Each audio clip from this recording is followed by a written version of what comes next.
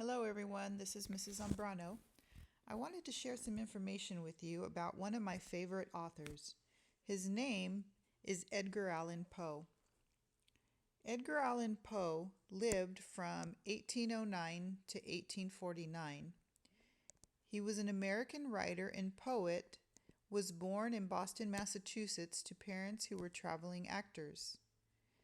Poe's father disappeared soon after his birth and later died from tuberculosis. His mother died soon after in 1811. This deeply affected Poe, who was a very young boy at the time. The image of his dead mother lying in her coffin in her best gown and surrounded by candles was one of the most haunting images of Poe's childhood. After his mother's death, Poe was adopted by John and Frances Allen, who lived in Richmond, Virginia. From an early age, Poe often entertained his adopted parents' friends by reciting poetry at dinner parties. In 1815, the Allens moved to England, where Poe entered boarding school. He began to spend more of his time reading and writing, eventually deciding to make it his career. Although Poe's own short life ended in 1849, he has remained popular with readers throughout the years. He is said to be the creator of the modern mystery and detective story. However, he is known first and most importantly as a Gothic horror writer. Stories like The Telltale Heart show his writing at its spine-chilling best. Now we're almost ready to read The Telltale Heart by Edgar Allan Poe, retold by Emily Hutchinson. Don't forget that anytime you are preparing to read a new selection, you should always preview and look for text features. Remember to look for things like words that are in bold, words that are highlighted. Remember to check down at the bottom to see if any kind of information is given to you that help explain the meanings of these words. This can be very helpful in increasing your understanding of the text. Don't forget to look to see any pictures, illustrations that you might have. Be sure to also read your captions to see what the picture might be about or how it might help increase your understanding of the text. True, I had been and still am very nervous. Very, very dreadfully nervous. But why will you say that I am mad? The disease had made my senses sharper. It had not destroyed or dulled them. Above all, my sense of hearing was sharp. I heard all things in the heaven and in the earth. How, then, can you say I am mad? Listen, you shall see how healthy and calm I am as I tell you the whole story. It is impossible to say how I first got the idea, but once I had the thought, it haunted me day and night. There was no good reason for it. I didn't hate the old man. I loved him. He had never done anything against me, and he had never insulted me. I had no wish at all to take his gold. I think it was his eye. Yes, that's what it was. One of his eyes looked like a vulture's eye. It was a pale blue eye with a film over it. Whenever he looked at me, my blood ran cold. And so bit by bit, very slowly, I made up my mind to take the life of the old man. That way, I would rid myself of the eye forever. Now this is the point. You think I am mad, but a person who is mad knows nothing. You should have seen me and how wisely I acted. I was cautious and I planned ahead. I never gave the old man any reason to suspect. In fact, I was never kinder to him than during the whole week before I killed him. Every night, about midnight, I turned the handle of his door and opened it, oh so gently. When I had opened it just wide enough, I pushed a dark lantern through the crack. The lantern was covered so that no light shone from it. Then I put my head in the door opening. Oh, you would have laughed to see how I did it. I moved slowly, very, very slowly, so I would not disturb the old man's sleep. It took me an hour to put my whole head inside the opening far enough so I could see the old man. Ha! Would someone who is mad have been this smart? And then, when my head was well in the room, I uncovered the lantern. I did this very cautiously, for the hinges creaked. I uncovered it just enough so that a single long ray of light fell upon the vulture eye. I did this for 7 long nights, every night just at midnight. But I found the eye was always closed. That made it impossible to do the work. You see, it was not the old man who upset me, but his evil eye. Every morning when the day broke, I went boldly into his room, calling him by name in a friendly voice. I asked him how he had passed the night. I knew he had no idea that every night, just at midnight, I looked upon him while he slept. On the 8th night, I was more cautious than usual. A watch's minute hand moves more quickly than my hand did. Never before that night had I felt just how powerful and wise I really was. I could hardly control my feelings of triumph. There I was, opening the door little by little. I knew that the old man couldn't even dream of my secret actions or thoughts. The very idea just about made me laugh out loud. Perhaps he heard me, for he moved on the bed suddenly. It was as if he were surprised by something. Now you may think that I moved back, but I did not. The room was as black as tar, for the window shutters were closed tight. I knew that he could not see the opening of the door, so I kept pushing on it, slowly, slowly. I had my head inside and was about to uncover the lantern when my thumb slipped. This small noise caused the old man to sit up in bed. I heard him cry out, "Who's there?" But I kept quite still and said nothing. For a whole hour I did not move a muscle. In the meantime, I did not hear him lie down. He was still sitting up in the bed, listening. After a time, I heard a slight groan. I knew it was a groan of deathly terror. It was not a groan of pain or sorrow. Oh no! It was the low sound that comes from the bottom of the soul when it is filled with dread. I knew the sound well. Many a night, just at midnight, I have made such a sound myself. As I did so, that very sound made my terrors even worse. Oh yes, I knew that sound well. I knew what the old man felt, and I pitied him. Even though I was laughing in my heart, I knew that he had been lying awake since the first slight noise. His fears had been growing ever since he had turned in the bed. He had been trying to talk himself out of being afraid, but he could not. He had been saying to himself, "It is nothing but the wind in the chimney. It is nothing but a mouse crossing the floor. It is only a cricket that has made a single chirp." Yes, I know very well that he had been trying to talk himself out of being afraid, but it wasn't working. Death, in coming near him, had cast its black shadow before him. Now the victim was surrounded. It was the unseen shadow of death that made the old man feel my closeness. He could neither see nor hear me, but he could feel the presence of my head in that room. After waiting a long time, I decided to open the lantern a tiny bit. You cannot imagine how carefully I did so.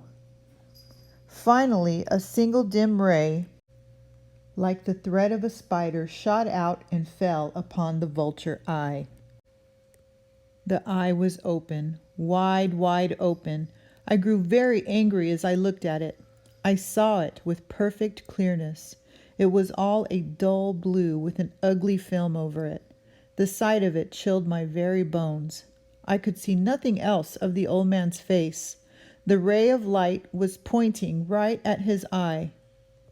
Didn't I already tell you that what you think is madness is only a sharpness in my senses? Now, I say, I started to hear a low, dull, quick sound. It sounded like a watch wrapped in cotton. I knew that sound well, too. It was the beating of the old man's heart. Somehow, that sound made me even angrier, just as the beating of a drum makes a soldier feel brave. But even then, I kept still. I hardly even breathed. I tried to see how steadily I could keep the lantern's ray shining on the eye. I heard the beating of the heart increase. It grew quicker and louder with every beat. The old man's terror must have been growing by the minute. His heartbeat grew louder, I say, louder every moment. Do you hear me? I have told you that I am nervous. It is true. And now, in the awful silence of that old house, this noise terrified me. Yet for some minutes longer I stood still. But the beating of the heart grew louder, louder.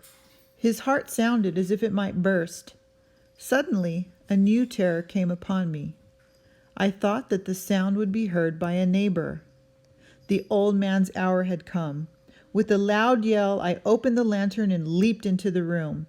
He screamed once only. In an instant, I dragged him to the floor and pulled the heavy bed over him. Then I smiled to find the deed so close to being done.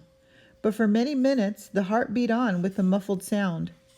This, however, did not bother me. Under the heavy bed, the sound would not be heard through the wall. Finally, it stopped. The old man was dead. I moved the bed and looked at the body. Yes, he was stone dead. I placed my hand on his heart and held it there for a few minutes. There was no beating. He was stone dead. That horrible eye would bother me no more. If you still think I am mad, you will no longer think so when I tell you what I did next. I thought about the best way to hide the body. Then I cut it into pieces. I cut off the head and the arms and the legs. Next, I took up 3 boards from the floor of the bedroom. I put the body under the floor and then put the boards back in place. I did this so well that no human eye, not even his, could have noticed anything wrong. There was nothing to wash out. There was no stain of any kind. There were no spots of blood anywhere. I had been too careful for that. A tub had caught all. Ha ha. When I had finished all this work, it was 4 o'clock. It was still as dark as midnight. As the clock struck 4, I heard a knocking at the street door. With a light heart, I went down to open it. The evil eye was gone. There was nothing now to fear. 3 men entered the house. They introduced themselves as police officers. They said a scream had been heard by a neighbor during the night. Foul play was suspected. A report had been made at the police station. The police officers had been sent out to search the house. I smiled, for what did I have to fear? I greeted the officers warmly. The scream, I said, was my own. I had had a bad dream. The old man, I said, was on vacation in the country. I took my visitors all over the house. I told them to search well. Finally, I took them to his room. I showed them his belongings, safe and undisturbed. Feeling very confident, I even brought chairs into the room. I told the officers to rest for a while. Quite sure of myself, I even put my own chair right over the old man's body. The officers believed me. I was at ease. They sat there for a while, chatting about everyday things. But before long, I felt myself getting pale. I wished they would go. My head ached, and I thought I heard a ringing in my ears. Yet still they sat and talked. The ringing in my ears became louder. I talked more to get rid of the feeling, but the noise kept getting louder. Finally, I realized that the noise was not within my ears. I started to grow very pale. I began to talk even faster and in a louder voice, yet the sound got louder. What could I do? It was a low, dull, quick sound. It sounded like a watch wrapped in cotton. I gasped for breath. Still, the police officers did not hear it. I talked faster and louder, but the noise kept increasing. I stood up and moved around. I talked about things that were not important. I spoke in a high voice, and I used violent gestures. But the noise kept getting louder. Why would they not be gone? I walked back and forth on the floor with heavy steps, but the noise kept getting louder. Oh God, what could I do? The noise grew louder, louder, louder, and still the men chatted pleasantly and smiled. Was it possible that they didn't hear the sound? Almighty God, no, no, they heard, they suspected, they knew. They were making fun of me. This is what I thought, and it is what I still think. But anything was better than this agony. Anything was better than to let them go on making a fool of me. I could look at their smiles no longer. I felt that I must scream or die, and now again, listen. The sound is louder, louder. Villains, I screamed, pretend no more. I admit the deed. Tear up the floorboards. Here, here. It is the beating of his hideous heart.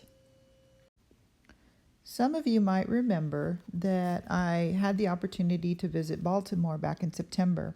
While I was there, I actually got to visit the home of Edgar Allan Poe, the author of The Telltale Heart. They've turned his home into a museum now, so for a small fee, you can go and tour this little tiny house. It's 3 stories, very, very small. Most of these pictures were taken in the 2nd story of the house. You can see there's a couple of fireplace mantles there with his picture on it, but one of the neatest pictures of them all is the middle picture of the very top floor. It's this little tiny bedroom at the very top, which was the 3rd story of this home. And this is believed to be the bedroom of Edgar Allan Poe, where he would spend his time sleeping and writing. The picture that's on the middle bottom is my son Zeke and I, and we're in the front of Edgar Allan Poe's house. It's kind of strange because it's just in the middle of a neighborhood now, kind of in between a neighborhood and the business area of Baltimore. And then the picture on the far right is about a mile from Edgar Allan Poe's house, and this is where he is buried. So there's an actual cemetery in the middle of town where there are many, many old graves. There was an original grave where he was buried the first time, and then they moved him to this permanent grave now with the big headstone.